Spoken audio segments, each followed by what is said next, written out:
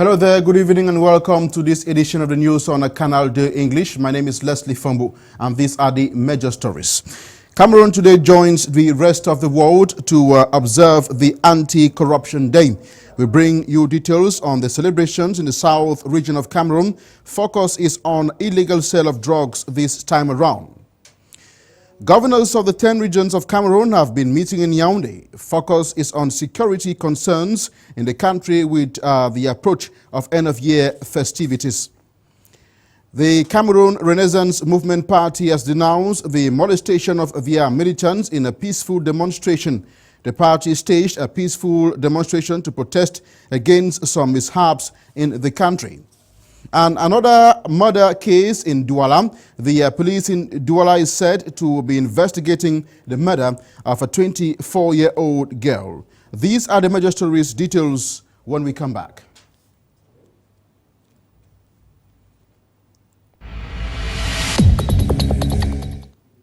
Welcome back. We kickstart the news with this human interest story. Another murder case in Douala. The police in the city is said to be investigating the murder of a 24-year-old girl. Reports say the lady was murdered in cold blood by an unidentified person, as Ndimorin reports. Helpless, shocked and depressed, Monkam, Claude and other family members have just deposited the remains of their daughter in a mortuary, murdered in cold blood by unidentified persons. At their family residence, though there is no mourning yet, the atmosphere is seemingly sad. Following security reports, 24-year-old Ines Monkam was murdered at about 5 a.m. Wednesday and dumped at this spot, situated some few meters from their family residence. A motorbike rider is said to have discovered a bag dumped in the area.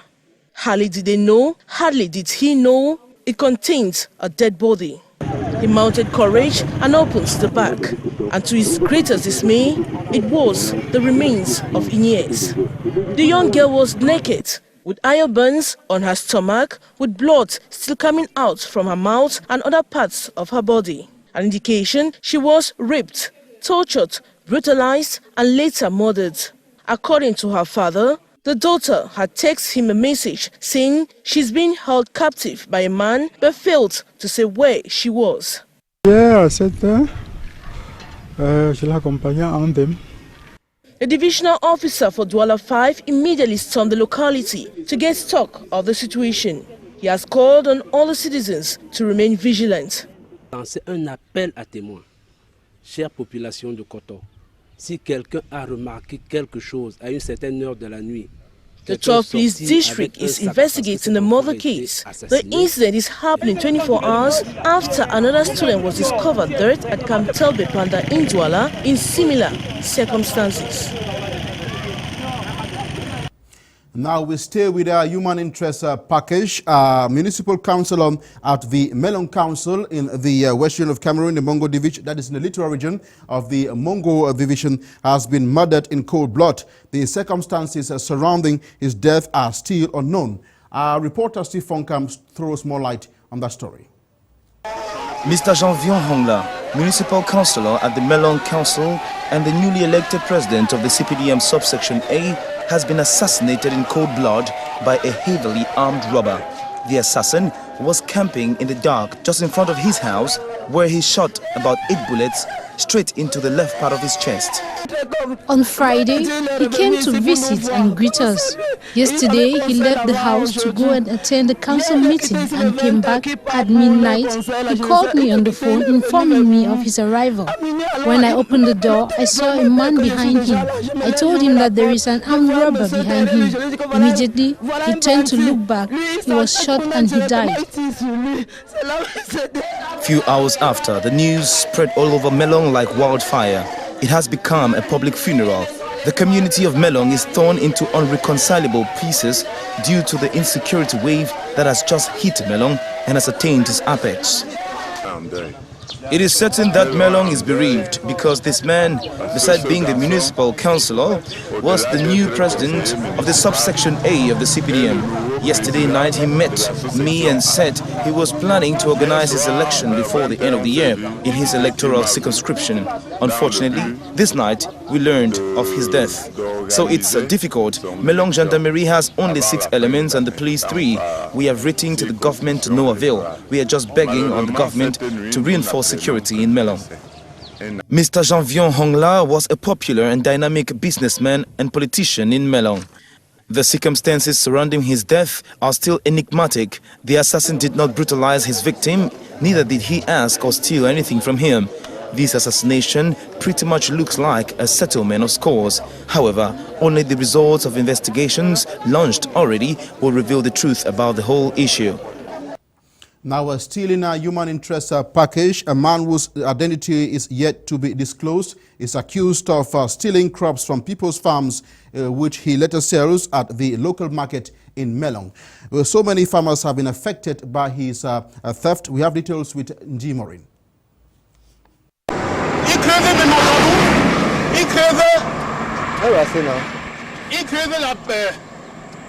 As it is often said, 99 days for a thief, 1 day for the owner, this suspect whose identity is yet to be made public has been an obstacle to the progress of the population of Melong in the littoral region. Following reports, the presumed bandit is renowned for stealing crops from people's plantations, which he later exhibits or sells in the market. This farmer has been denouncing this practice for years, with hopes of one day catching the thief. God seems to have favored him this time around. While moving around his plantation on this fateful day with his machete, he fell on the thief.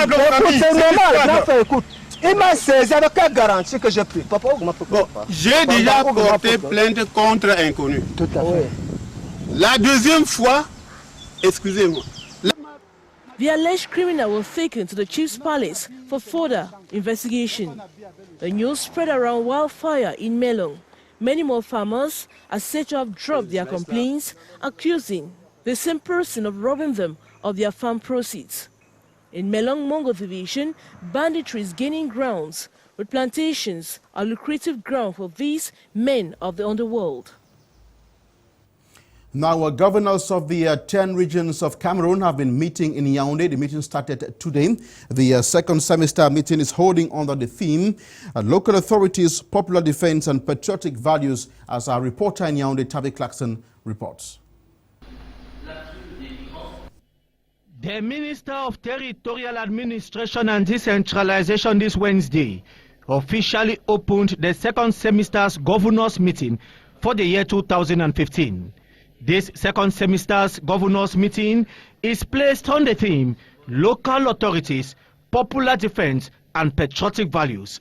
To Minister René Emmanuel Sadi, this theme will help build a prosperous and stable Cameroon. We need our people, our youth, to be trained in civic values and so that they master these values, because it is important for the stability of our country. During this second semester's governors meeting, 5 government ministers will present exposés on popular defense, civic education, road safety, and clandestine transport. At this time of end-of-year festivities, René Emmanuel Sadi says the defense of persons and their goods is a major priority. We forbid the circulation of motorbike during the night. We also take measure to close bar and snack dancing and so forth during the night. The strategy of fighting against insecurity. So we are not asking those populations to take arms and go and fight, but they have to contribute, they have to give information, they have to be aware of what the government with the gendarmes and police are going to do. The minister, during his opening address, did not fail to reiterate that Cameroon needs the contribution of all its sons and daughters for the republic to become an emerging country. Away from that story, we now talk politics. The Cameroon Renaissance Movement Party has denounced the molestation of their militants in a peaceful demonstration recently.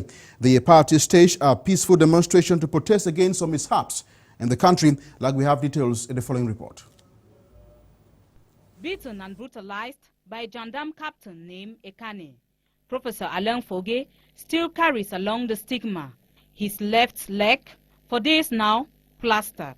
Some of our comrades, a handful of them, less than 10, were distributing flyers explaining why Cameroonians should be mobilized on the issue of electoral code, electoral reforms. The preceding object of the press conference this December 9 by Professor Maurice Kamto, where he vowed to sue perpetrators of this barbaric act. Du devoir même de notre parti d'engager une procédure judiciaire en la matière. We are in politics, and all occasion good to make known your opinion. The CRM did not fail to this rule. Let the political parties from the opposition be represented in ELECAM. I think that we should introduce the full biometrics in Cameroon, and if we are not willing to do so, at least should we introduce the single ballot box system. Now, our laws say that only the Cameroonians of 20 years who are 20 years old can vote, and we said it is unfair. When you are 18, you can be sentenced based on the penal code and jail for that. Conclusion: the Cameroon Renaissance Movement would not succumb to any threat. Now, Cameroon today joins the rest of the world to celebrate Anti-Corruption Day. Cameroon's public service remains one of the most corrupt, with far-reaching consequences. The revelation was made by Cameroon's Anti-Corruption Commission, CONAC, like we discover in the following report by Nji Mori. Like him, many Cameroonians hold sad stories of what they have described as biting corruption in public services in Cameroon. The story is sad.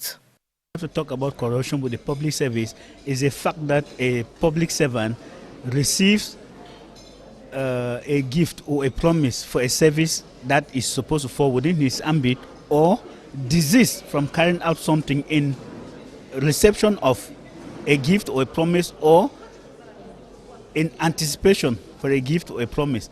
To summarize it, it is an act of getting a civil servant to do what he's not supposed to do, or to desist from doing what he's supposed to do for a remuneration. It's difficult to evaluate it in financial terms, but I think that the figures are extremely frightening.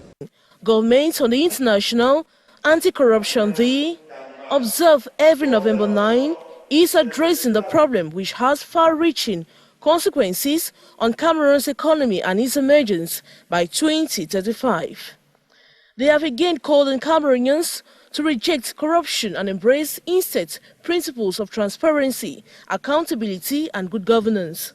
For the forestry sector alone, for 1 year, this government loses more than 100 billion francs from corruption, from the forestry sector alone.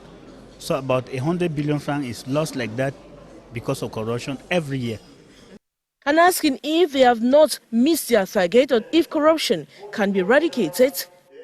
I keep on saying that the fight against corruption is a question of change of attitude, and you know very well change of attitude is extremely difficult. But we need to hammer hard to be able to force people to accept the change. Placed under the theme, corruption is a crime against development, let's break the chain, shows how corruption undermines democracy and the rule of law, leads to human rights violations, distorts markets, erodes quality of life, and allows crime, terrorism and other threats to human society to flourish. We stay with that same story. The South region, endowed with many infrastructural projects, is a fertile ground for corrupt practices. It is for this reason that the Ministry of the Economy, in charge of development, was in that part of the country with impetus to fight against corruption, like you discover in the following report by Beatrice Ngamo.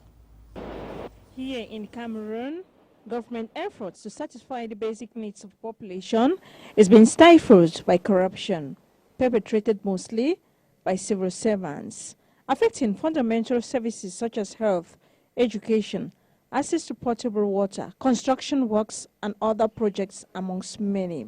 Being the principal supplier to other administration and with her role at the center of effective economic development, it is but normal for the Ministry of Economy to engage in this giant step, that of sensitization against the cankerworm corruption. Objective is to have everyone enter in the battle against corruption in an individual aspect. Giving a new impetus to the fight.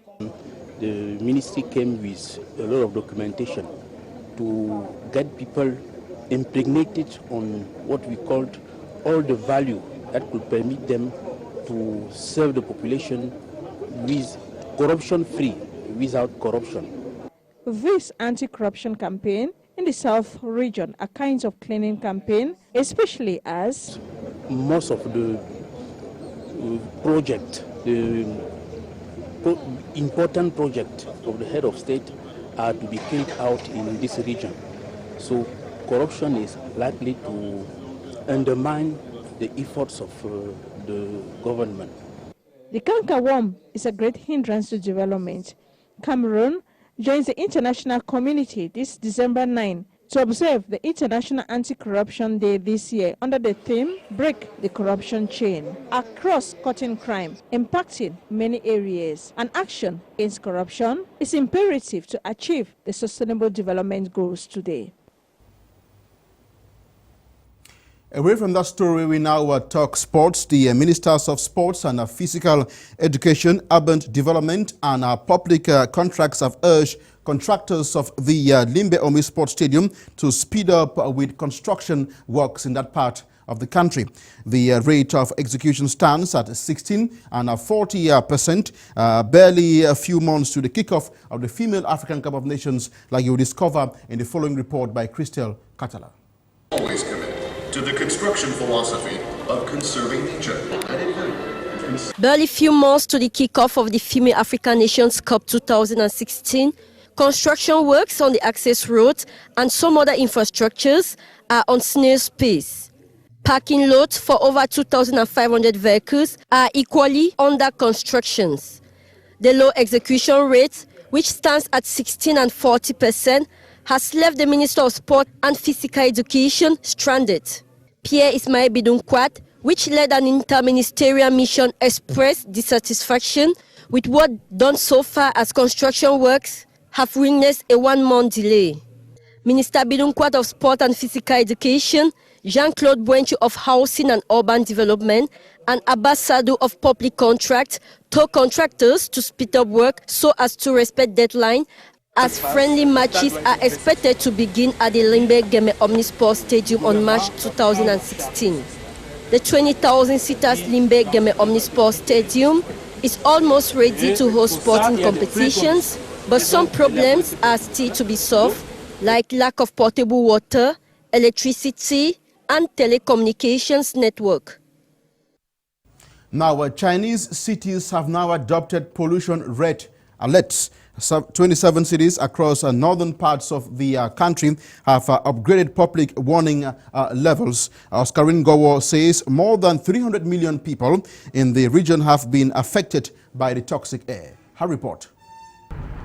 Pollution red alert spread to more Chinese cities.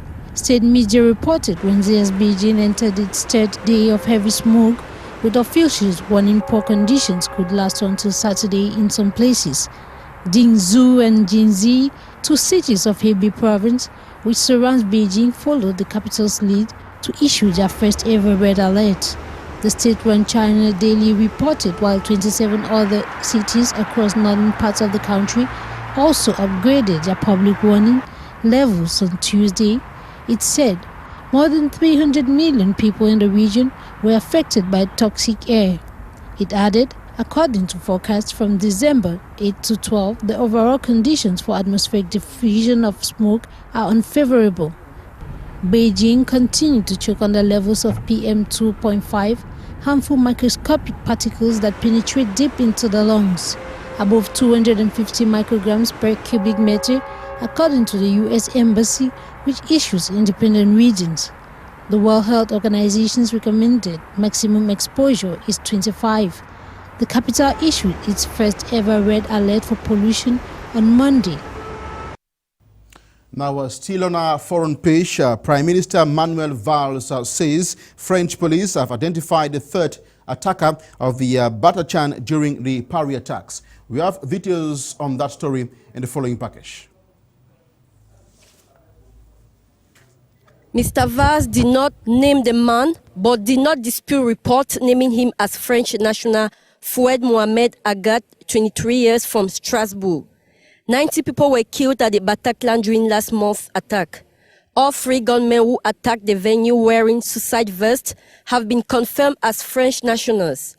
Other attackers who took part in the coordinated attacks around Paris on November 13 that killed 130 people in total have either been identified as homegrown French or Belgian extremists.